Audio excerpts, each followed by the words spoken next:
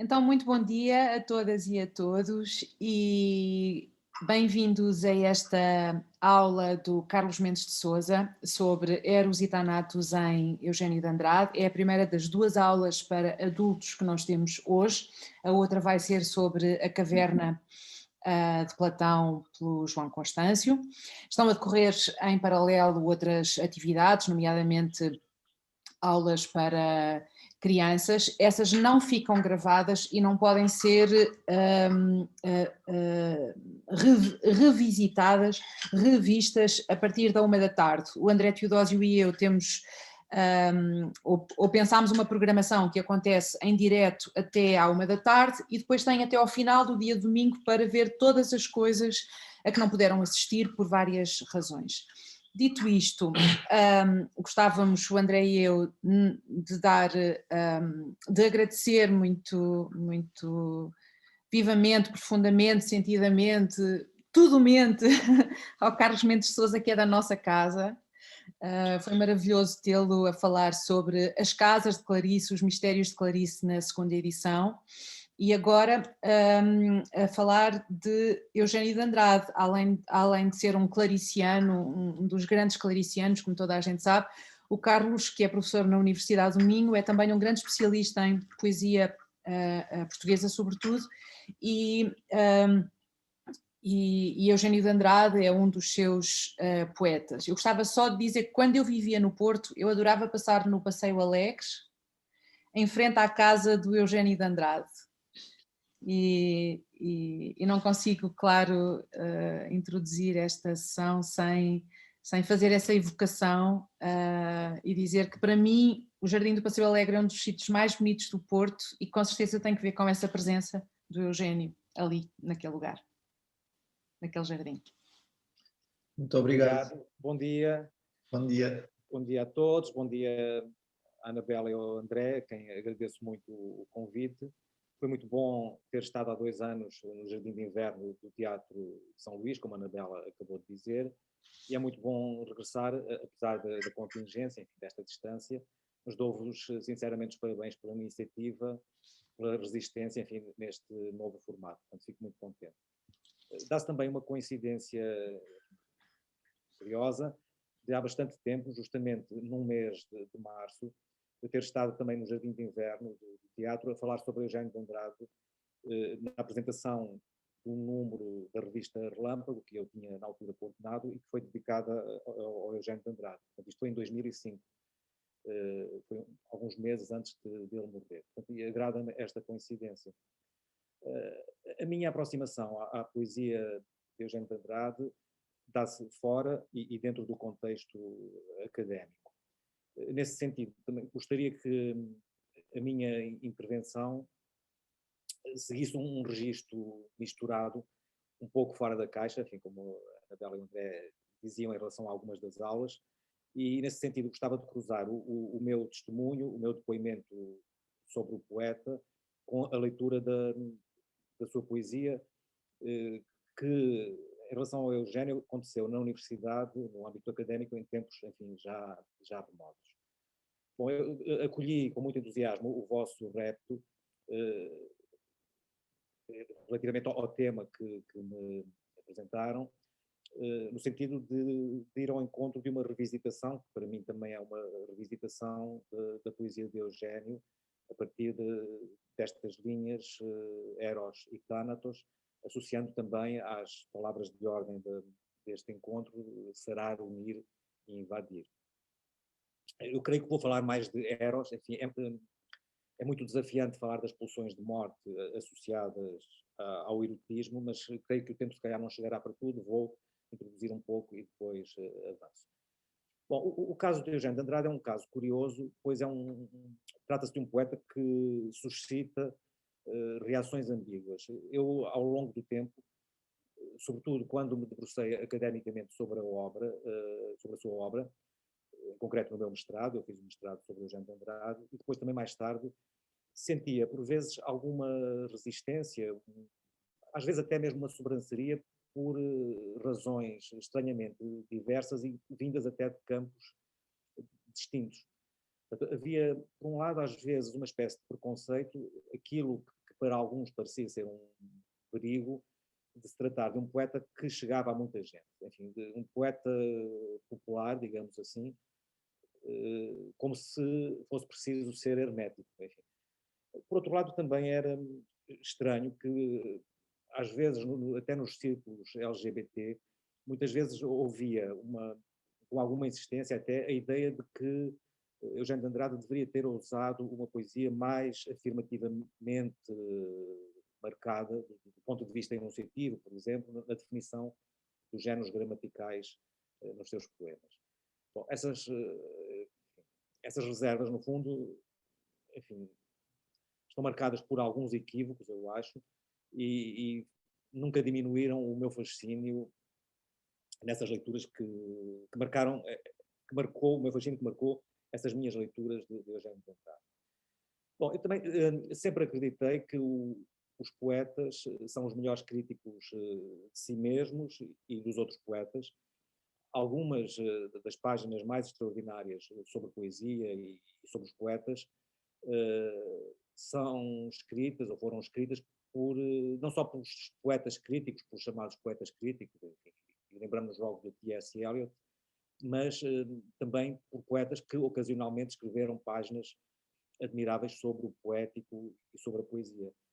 E, concretamente, no próprio Eugênio de Andrade encontramos textos maravilhosos sobre Camões, António Nobre, Peçanha, Teixeira de Pascoais, por exemplo, texto, Uma Casa para a Poesia, reúne os textos sobre Teixeira de Pascoais e também sobre os contemporâneos. No caso da sua fortuna crítica, alguns dos textos também mais extraordinários, digamos assim, sobre Eugênio de Andrade, são assinados por poetas.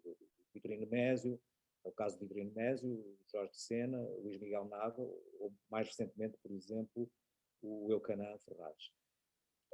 Estou a dizer isto porque queria começar por ler as palavras de um poeta sobre a poesia do Eugênio, um poeta que aparentemente se encontra nos antípodas da poesia de Eugênio, que é Herberto Helder.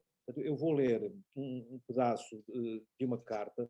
Trata-se de uma carta que se tornou pública ainda em vida dos dois, foi publicada no Jornal do Fundão, e Herberto explica aí as razões da sua incondicional adesão à poesia de Eugênio. A carta é muito interessante porque foi escrita quando o Eugênio de Andrade publicou, em 2000, o volume Poesia. É uma edição, enfim, que ele próprio dizia que seria a edição definitiva da sua obra, é a edição da própria Fundação Eugênio de Andrade, e esta edição permitia uma visão totalizadora que até aí talvez não fosse possível fazer desta forma. É engraçado, é curioso, porque ainda há tempos o Eucanã Ferraz me dizia justamente a mesma coisa, que teve essa experiência do fascínio que decorreu da leitura seguida, integral deste volume. Bom, esta citação do Herberto é extensa, mas parece-me importante pela lucidez das palavras dele e pelas pistas também para a leitura da obra. Cascais, 26/12/2000. Muito caro Eugênio.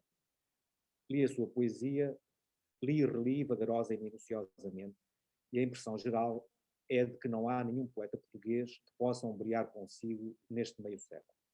Pessoa embaraça as contas quando se considera o século inteiro. Talvez o Cesarine e a Sofia se aproximem de si, mas seria necessário, tanto a um como a outra, eliminar vários poemas maus. Quanto a si, não existe um só verso que possa ser eliminado. No que chamarei ciência artesanal, só vejo o Carlos de Oliveira da segunda fase com alguma possibilidade de eventualmente ser comparado consigo.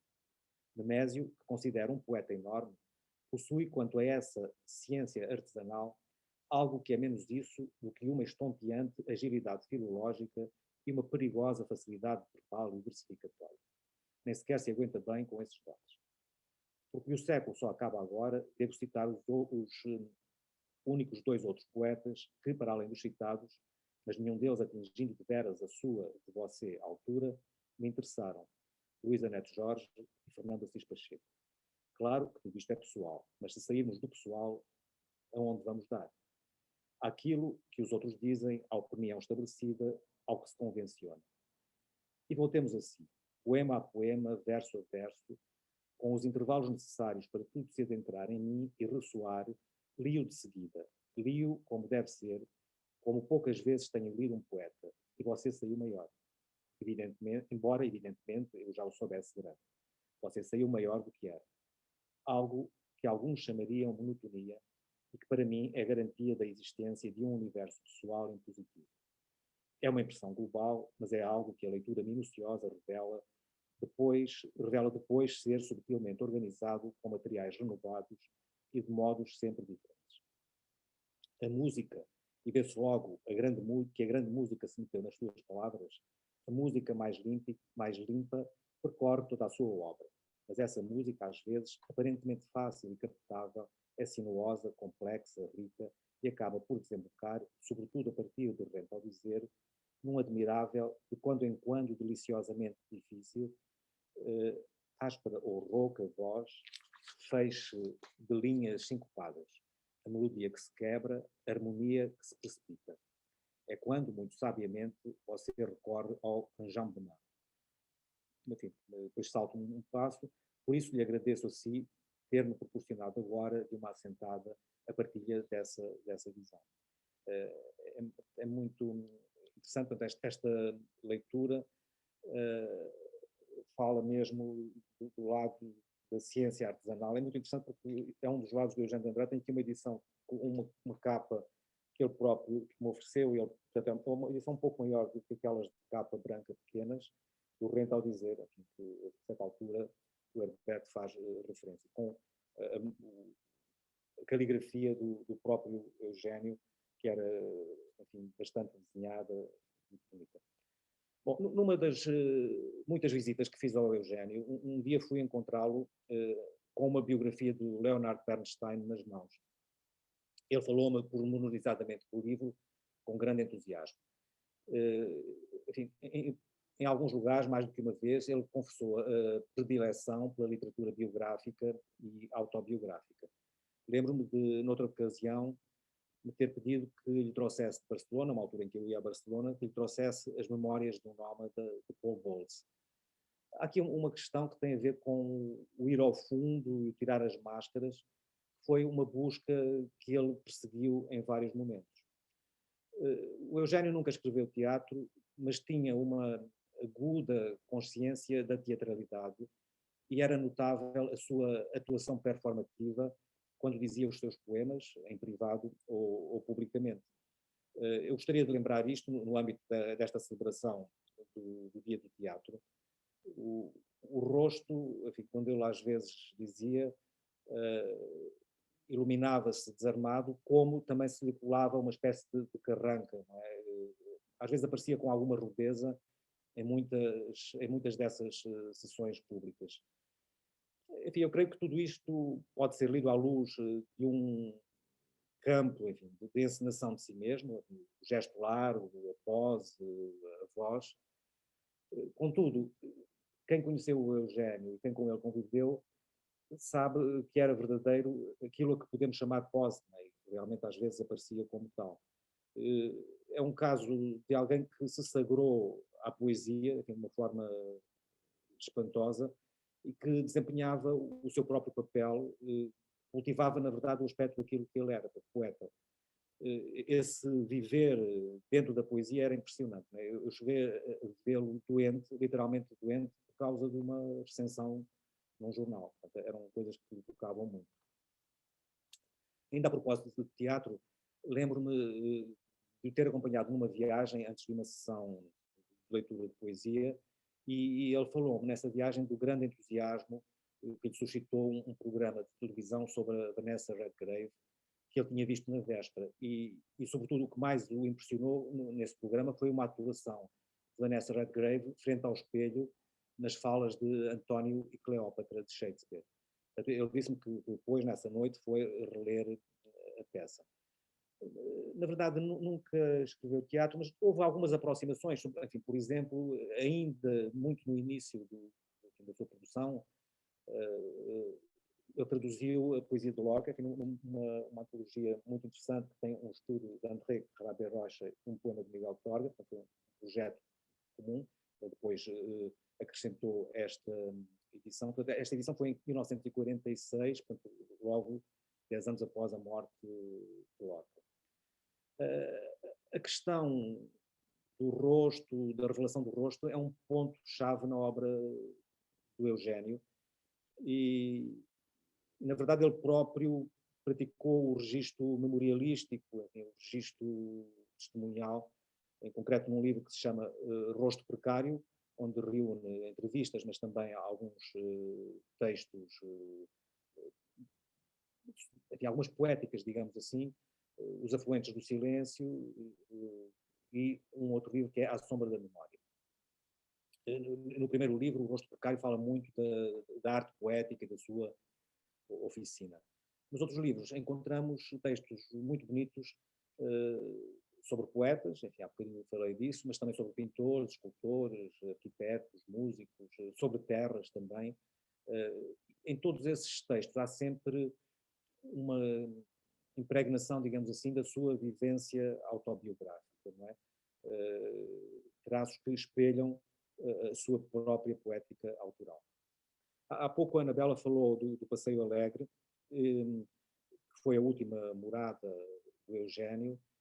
Na fotobiografia do Eugénio de Andrade é assinalado justamente um dado relevante a partir de uma data. Portanto, é o ano de 1994 e diz na fotobiografia que em fevereiro, portanto, desse ano, ele mudou-se da Rua Duque de Palmela 111, onde morava desde 1950, para a sede da Fundação Eugénio de Andrade. Portanto, enfim, a Câmara do Porto cedeu-lhe este espaço, portanto, no topo da casa ele morava e na parte de baixo era a sede da Fundação. Ele, nessa altura, tinha acabado de fazer 71 anos, portanto, em fevereiro de 1994, e passou a ser a sua última morada, onde morreu depois em 2005. Há um livro que é o Sal da Língua, de 1995, e este livro, na primeira edição, depois essa nota desaparece, há uma nota explicitadora com um detalhe muito particular, como se fosse um diário, sobre o lugar e sobre os tempos de marcadores da escrita do livro. E faz-se referência, ele enfim, diz Casa de Serrúbia, porque a casa estava no Passeio Alegre, mas a entrada para a casa dele mesmo era numa calçada que se chamava Calçada de Serrúbia. E ele gostava de chamar Casa de Serrúbia, poeticamente. E ele põe a nota 22 de julho de 1994 a 20 de setembro de 1995. É o livro, o primeiro livro do Passeio Alegre, digamos assim. E neste livro há um ponto interessante que também tem a ver com este nosso estar em casa, que é um poema, enfim, há mais do que um poema sobre a casa. Então, aqui, há um poema onde se lê o seguinte, fala-se de uma casa que fosse um areal deserto, que nem casa fosse, só um lugar onde o lume foi aceso. Na verdade, este pendor generalizante, enfim, da referência à casa, abre para referências muito, muito precisas, há indicações depois, noutros poemas, aquilo que ele vê. Não é? Eu estou sentado aqui, ali o mar, as palmeiras, depois há poemas em que fala da sua descida à rua, de atravessar o jardim, onde os cães passam, da presença das crianças que correm no fim do verão no molho. Aliás, é muito interessante, o próprio Júlio Rezende, o Eugénio de Andrade tem muitos textos sobre pintores e há uma grande aproximação entre os pintores e escultores também, Eugénio de Andrade. Júlio Rezende, na altura, fez uma serigrafia com as palmeiras do Passeio Alegre. O próprio Eugénio ofereceu-me depois uma prova de artista desta serigrafia. A casa é um dos signos que mais emblematicamente traduz o seu universo poético, não é? Desde o habitáculo originário ao lugar da oficina poética, do encontro amoroso, é um ponto muito, muito importante na sua obra.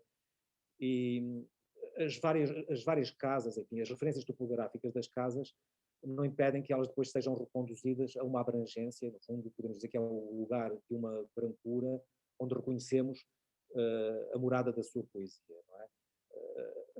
há uma dialética permanente na poesia de Eugênio de Andrade entre esse caminho para o branco e as referências identificadoras da sua biografia. Portanto, há essa dialética permanente. Eu fui visitar o Eugênio de Andrade algumas vezes, essa nova morada na Foz, no Passeio Alegre, onde funcionava a fundação e onde muita gente pôde ver e ouvir em muitas sessões públicas em que foram abertas as portas e ele convidou poetas, sobretudo poetas. E lembro-me, aliás, que quando ele mostrou a casa do seu contentamento, ele tinha acabado de se mudar e estava muito contente de estar diante do mar, não é? E naquele cenário magnífico entrecortado pelas palmas. Mas é sobretudo da rua Duque de Palmela, portanto em São Lázaro, que eu tenho mais recordações de muitos encontros que tive com o Eugênio de Andrade, portanto, especialmente nos anos 80. Era um apartamento minúsculo, cheio de livros e quadros. Enfim, havia um destaque à máscara, uma máscara que o José Rodrigues tinha feito dele. Realmente ele viveu ali, foi onde viveu mais tempo, 40 e tal anos, e também queria, enfim, alguns poetas falam disso, enfim, há um poema muito, muito bonito de Jorge Sousa Braga, que é Carta de Amor, que diz que um dia vou matar o Eugênio de Andrade quando ele estiver a medir o tesão das flores no Jardim de São Lázaro. O Jardim de São Lázaro, que era ali perto, como também era perto de São Vítor, né? Mas é sobretudo ao Luís Miguel Nava que está ligado à minha memória desses meus primeiros encontros com o Eugênio de Andrade. Foi justamente por intermédio do Luís Miguel Nava que eu conheci o Eugênio.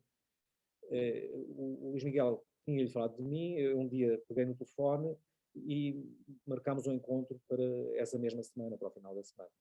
Eu morava em Coimbra e saí de Coimbra com um empolgamento, enfim, dificilmente conseguirei dar conta, enfim, os poemas na cabeça. Enfim, eu tinha sido profundamente tocado por aquela poesia, enfim, como muita gente, não é? Enfim, num tempo de juventude, há um texto dele que eu gosto muito em que ele diz que excessivo é ser jovem, não é? E realmente era um sortilégio, aqueles poemas, o Green God, Litania, As Ervas, aliás, poemas tem muito a ver com essa dimensão do Eros, né? O próprio Eugênio faz uma antologia que é Eros de Passagem, e há antologias, estas agora da própria poesia dele, enfim, muito interessantes. Esta tem o título Insurreição da Carne, foi feita em Málaga, com poemas eróticos do Eugênio, ou esta da Polares Editora, que é Corpo de Amor. Esta também é muito bonita, que tem ilustrações do José Rodrigues. Bom, já agora, esta minha vivência, enfim, tocou-me muito, porque 2 ou 3 anos depois deste meu primeiro encontro com o Eugênio de Andrade, eu fui viver para uma praia, enfim, uma espécie de ilha, portanto a Ilha de Faro, a chamada Ilha de Faro, que era uma praia, enfim, insuportável no verão, cheia de gente, mas no inverno era uma língua deserta, era absolutamente incrível, e para mim foi o esplendor do final de setembro que me levou àquele lugar, quando a praia começou a ficar deserta, e era só uma luz rasteira, enfim, para usar uma expressão do Eugênio de Andrade. Nessa altura, o meu desejo dessa luz do sul era indissociável dos poemas do Eugênio. E realmente vivi ali alguns dos dias mais amplos da minha vida. E eu acho que ainda hoje encontro uma inscrição para essa vivência nos versos celebrativos. Aliás, são os que abrem esta antologia Insurreição da Carne, que é um poema que se chama mesmo Eros, que é do Mar de Setembro. Nunca o verão se demorara assim nos lábios e na água. Como podíamos morrer tão próximos e nus e inocentes. Realmente eu lia Eugênio para a vida, não é? Isso aconteceu também com muita gente, e quando vivi nesse, enfim, é um meu depoimento, quando vivi nessa ilha, enfim, nessa quase ilha, nesse período o inverno, esse ano o inverno foi terrível, e aquela casa onde eu morava era uma casa de madeira, meteu água, enfim, foi muito complicado. Foi em 1986, eu lembro-me que no Natal vim ao Norte, visitei o Eugênio e contei-lhe esta história, enfim, o que eu estava a viver, e foi muito curioso porque algum tempo depois o Jorge Sousa Braga escreveu-me uma carta e diz-me que o Eugénio tinha escrito um poema sobre esta minha experiência. Enfim, eu gostava de ler porque é muito o que eu sentia sobre a poesia dele e fiquei muito, muito contente. É um poema que aparece depois em Vertentes do Olhar, um livro que publica em 1987, e o poema chama-se Outros Dias, está mesmo datado 2 de fevereiro de 1986. Diz, é um poema em prosa, deste livro de poemas em prosa: no inverno a casa metia água, era de madeira sobre a duna. Não admira que de noite tivesse frio e que as sonatas de Scriabine não chegassem a aquecê-lo. Começou a beber, mas depressa descobriu que nada aquecia melhor um corpo que outro corpo. Como era jovem e senhor de um espírito solar, não teve dificuldade em arranjar quem lhe frequentasse a cama. Os pescadores, nesse aspecto, são de poucos escrúpulos.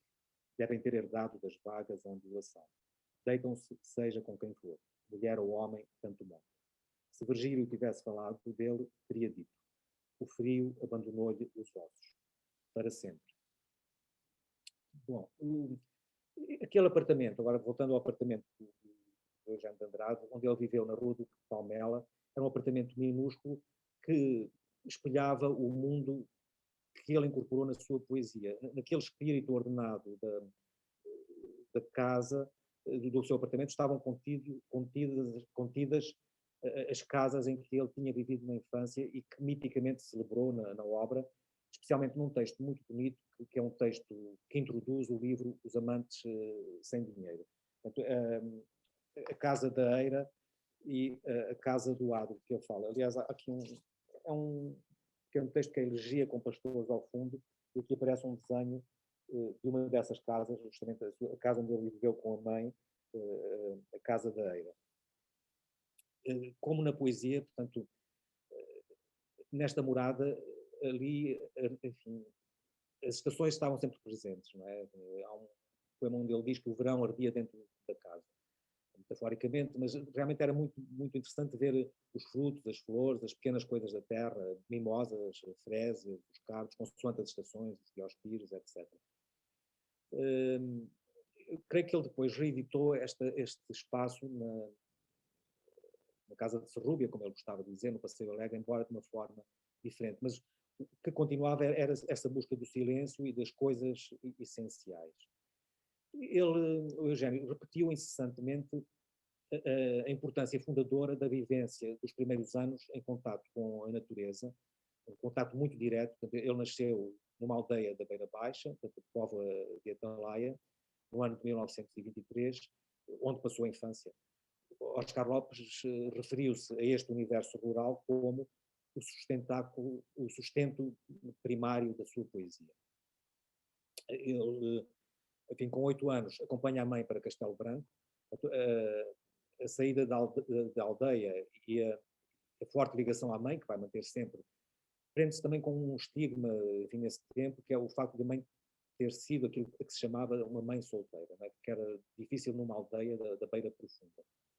Depois de Castelo Branco vão para Lisboa, em 1932 já estão em Lisboa, e por volta dos 12 anos ele descobre a biblioteca de um vizinho, enfim, que dava explicações de matemática, e começa a ler vorazmente a ficção e a poesia que ele descobre ali. A certa altura ele diz num texto o seguinte: com ciúme de António Boto, voltei a sentir a terra faltar-me debaixo dos pés. Pedia explicações. Que significava aquilo de um homem escrever poemas de amor para outro homem? Estavam todos a jantar. Pai, mãe, filho e irmã. Olharam uns para os outros. Ninguém disse nada. No fim da refeição, o engenheiro, já só comigo, disse-me que não havia nada a explicar. Desde que o mundo era mundo, sempre houveram homens que amaram outros homens. E alguns tinham necessidade de o afirmar. Bom, o António Boto é muito importante porque ele vai conhecer depois o António Boto, e é importante porque é através de António Boto que é revelada a poesia de Fernando Pessoa. Há um texto muito importante que se chama Sem Abrigo para Tanto Amor, em que Eugénio de Andrade dá conta da sua dívida para com Fernando Pessoa. Fernando Pessoa não estava ainda editado em livro, havia, enfim, tirando a mensagem, havia vários poemas dispersos em revistas do modernismo e também da presença, e ele diz que passa tardes inteiras nas bibliotecas a copiar para caderninhos escolares esses poemas de Fernando Pessoa. E há um texto dele que se chama Sem Abrigo para Tanto Amor, que fala desta dívida, e diz o seguinte: quando publiquei o meu primeiro livro, dediquei-o naturalmente, mas já então sabia que se queria vir a ser mais do que um elo dessa cadeia que dos cantares de amigos chegava ao autor da saudação ao Walt Whitman, se queria que a palavra poética se confundisse com o marulhar do meu próprio sangue, só me restava escrever exatamente de costas para ele. E, de facto, esta é que é a grande questão. Não é? Enfim, isto acontece com muitos outros poetas, enfim, o espectro pessoano é tão, enfim, forte que os poetas, enfim, a partir dos anos 40, têm que procurar um caminho diferente. Acontece com Sofia, embora Sofia mais tarde depois dialogue com Pessoa, mas o diálogo de Sofia é sempre também em função desta questão do vivido e do não vivido. Ela acha que Pessoa foi o não vivido. A linha de afirmação de Eugénio iria ser justamente a da pura exaltação da corporalidade, aquilo que ele não vê em Pessoa. Não é? Há um poema também de Mar de Setembro, onde ele diz que rompam as águas, é de um corpo que fala. Nunca tive outra prata, nunca tive outra pátria, nem outro espelho, nunca tive outra casa. Esta questão do corpo como casa, essencial. Outro grande encontro é o encontro com a poesia de Camilo Peçanha, que é eleito por ele como um nome supremo dos poetas em língua portuguesa. Não é? Ele diz mesmo que a influência mais profunda na minha poesia é a de Camilo Peçanha, numa linha muito fácil de perceber, que é a linha da musicalidade. Não é? E também uma outra ideia que é de escrever um só livro. Claro que isto é muito mais do que a clepsidra, mas a ideia de fechamento, de totalidade, vai buscá-la muito à poesia de Camilo Peçanha. Há aqui um ponto importante que tem a ver com a música, que foi tratado por muitos autores. Mésio fala logo no início que a poesia do Eugênio de Andrade devia ser lida como uma partitura. O Oscar Lopes fala disso, enfim, o Eduardo Lourenço, muitos outros poetas, muitos outros críticos e poetas. Há um ponto importante que tem a ver com a erotização do próprio poeta. Não é? O encanto que esta poesia suscita deve-se em grande parte também ao facto de ele tornar a língua maleável através dessa busca da música. Ele era absolutamente obsessivo. Eu recordo-me de ter visto em algumas sessões públicas em que ele leu poesia. Antes das sessões ele preparava exaustivamente essa leitura e em folhas ele marcava com sinais, como se fosse numa partitura, por cima das palavras, as sílabas. Portanto, eram sinais minúsculos e negros, onde estudava a respiração do poema e pontuava todas as paragens. Há de facto uma dicção que ele queria transmitir e que tem a ver também com procurar trazer para o poema o corpo. Esse é um ponto interessante. E essa questão tem muito a ver com uma motivação fulcral, que é a de repor a voz da mãe na música do verso. Há um perfeccionismo recuperador, digamos assim, que pretende aproximar esta poesia de um ritmo, como ele próprio diz, mais próximo do falar materno. Enfim, é um labor que se pode dizer, enfim, que é uma espécie de maternagem, não é? Fazer com que o poema depois também seja corpo, seja fonte de solução. Há um texto, uma pequena poética, um texto muito bonito que se chama O Nascimento da Música, onde ele diz que uma das mais recuadas imagens dos meus dias é uma mulher a cantar, por referência à mãe. Depois diz mais à frente que a esta imagem transbordante de ser não tardaria a juntar-se outra mais secreta, a música do harmónico. Esta é uma cena matricial, uma cena fundadora que vai ter profundas consequências na sua obra. E termina este pequeno texto dizendo: acabo de falar do nascimento da poesia e da música, como se ambos jorrassem da mesma fonte. Acabo de falar da arte do desejo, embora só alguns anos mais tarde viesse a pedir àquelas águas o que outros pedem ao amor, que me matasse a sede de alegria. Isto aparece noutros livros, o célebre poema A Mãe dos Amantes Sem Dinheiro, em 1950, Guardo a Tua Voz Dentro de Mim, no poema Canto Rouco, O Coração do Dia, que é um poema que é o luto da morte da mãe, onde ele fala justamente do canto rouco, do desamparado do harmónio da noiva. Portanto, estes são dois polos nucleares. Este é um polo nuclear, a presença da mãe. Mais tarde ele vai escrever uma antologia, vai ordenar alguns poemas numa antologia a que dá o nome de Chuva sobre o Rosto, onde aparece um desenho de José Rodrigues com uma fotografia da mãe. E há uma outra figura muito importante que é a da criança. As crianças vão aparecer a partir de certa altura, e em concreto na sua mitografia, digamos assim, uma criança que é um afilhado, o Miguel, numa outra antologia similar, que é Coração Habitado. É muito interessante. Há um postal, aliás, a certa altura ele manda-me um postal, que tem um poema dedicado ao Miguel no seu 4º aniversário e contra o nuclear, naturalmente. Há ainda uma outra figura fulcral, que é a figura do pastor. É uma figura que comparece a partir de Ostinato Rigore, um livro de 1964, e que vai ganhando nos últimos textos cada vez maior nitidez enquanto figuração da iniciação sexual, mas também da expressão homoerótica do desejo.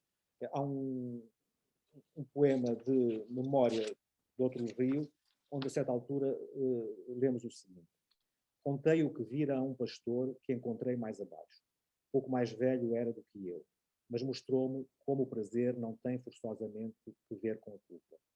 Quem não sabe que os corpos também podem ser conjugação de águas felizes. O pastor vai aparecer várias vezes, em vários poemas, não posso ler todos.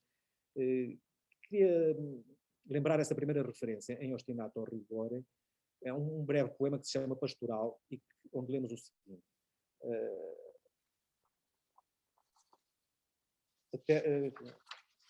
no seu poema, a terra inocente abre-se ao ardor de oiro de uma flauta. Será que o pastor ou a primavera desperta e se exalta? Está aqui uma interrogação que enfatiza o estremecimento, do júbilo, do despertar da primavera e de uma certa configuração idealizada da terra. Não é? Neste livro vemos vários poemas onde isso aparece: o vento inclina as hastes à terra dura, a terra está próxima e madura. Há um ponto importante que é um interregno grande entre Ostinato Rigore, que foi publicado em 1964, e Obscuro Domínio, 1971. Um grande período em que Eugênio não escreve. Isto é muito interessante. E em relação a esta questão, é notória a insistente presença de versos que vamos encontrar em Obscuro Domínio sobre uma outra terra, um chão rente, a poeira, a terra inacabada, a terra fatigada, a terra exausta. E a partir daqui vamos encontrar realmente uma visão diferente. Enfim, a matéria solar diz-se: a terra também morre. Queria destacar um ponto muito interessante, que é uma peculiar inversão centrada no sujeito poético, que incorpora os atributos da terra. Portanto, a terra-mãe secou metaforicamente na cena textual, como vemos aqui. Literalmente já o era, portanto, na cena biográfica, com a morte da mãe. O sujeito poético passa a ser a mãe metafórica. Isso acontece justamente pela apropriação das categorias maternas da terra. Aquilo que acontece justamente, aquilo que pode ser lido como a transferência da fecundidade, digamos assim, da mulher para o homem. Em Limiar dos Pássaros, que é um livro muito violento, de um ajuste de contas com a figura do pai, aí lemos a certa altura um verso onde se diz: não havia mãe, só tu és a mãe, disseram-me mais tarde. Bom, a partir daqui, na obra, vão ser cada vez mais visíveis as marcas daquilo que se pode chamar de infantoforia. É uma função maternal. Ele diz em Escrita da Terra sobre as crianças: trago-as comigo, deito-as no poema. O que em mim é riso, põe-se a janela. E há um desejo de restabelecer uma ordem que vai acentuar esta busca de circularidade, enfim, toda a sua obra.